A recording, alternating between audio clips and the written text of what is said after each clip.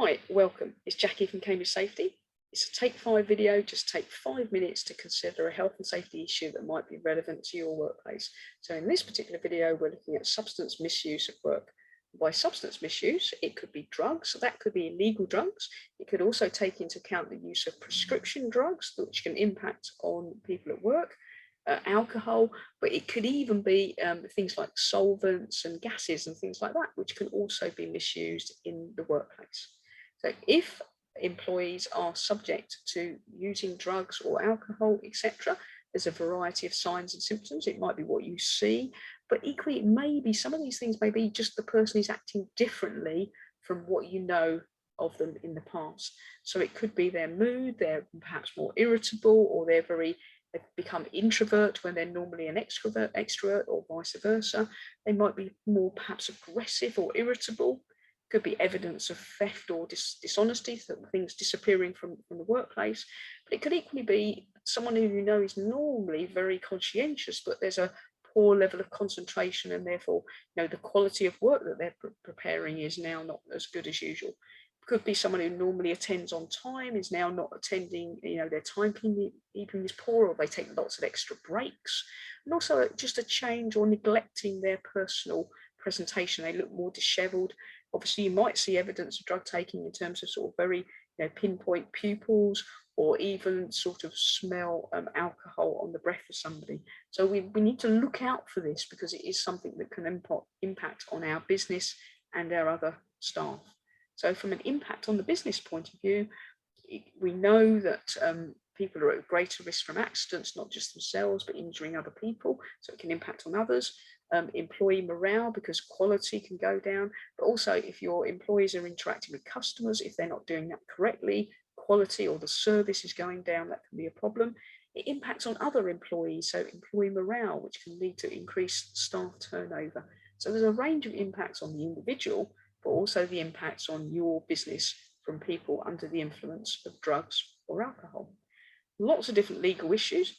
There's a few legal issues. So if someone under the influence of drugs injures another employee, then you as the employer could end up being sued for compensation under common law. We as employers have a duty under the Health and Safety at Work Act, so far as is reasonably practicable, to ensure the health, safety and welfare of our employees and other non-employees, so other people. So if we've got somebody at work who's not in a good state and they then lead to an injuring somebody else, legally that's our responsibility as well. Equally, if we allow or condone drug-related activities, people taking drugs or selling drugs on our premises, that can be, from our perspective, a crime as well. If somebody is killed as a result of the actions of a drug user who is our employee at work, that also potentially has some corporate manslaughter liabilities. So why have a procedure on policies or on drugs and alcohol?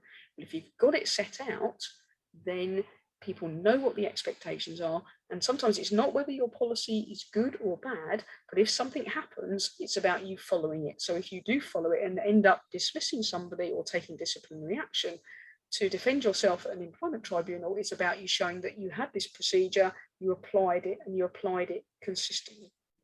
It helps us protect employees, customers, and others, ensures the health of our staff, hopefully will it reduce the impact on our business, helps us comply with the Health and Safety at Work Act and other legislation, and protects the reputation of us and meets the expectations of our customers and clients, because again, quality can go down. So elements of a policy on drugs and alcohol, really good HSE free leaflet there, downloadable if you want to get it, because it tells you lots of different things you can put in your policy. Roles and responsibilities, employees, managers, team leaders, occupational health, external counselling, etc. The scope, is it just drugs? Is it alcohol? Does it include solvents? Does it include prescriptive drugs? What does it actually cover? What are our rules for managing the issue? So what do we do if someone is suspected as being under the influence of drugs?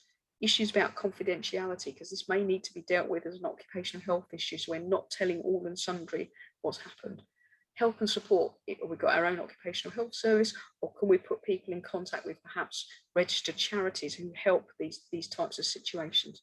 Equally, people might need to be aware that if this does happen, this could be a health issue, but this also could lead to disciplinary action if you are coming to work under the influence of drugs. Equally, we don't have to test people.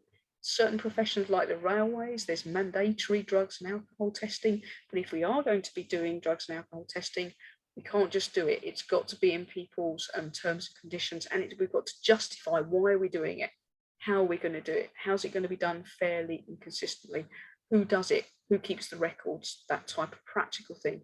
And giving people information and training on the policy, the procedure, what our expectations are, but also what to do if we suspect somebody is partaking in excessive drugs or alcohol, but also from a management perspective, what do we do? How do we treat somebody if there are suspicions? Because again, as I mentioned earlier, it's not necessarily whether our policy is good or bad, but if we've got a policy and procedure, we need to ensure that we use it consistently to all of our staff, whatever level they are, to show then that we're doing the same thing.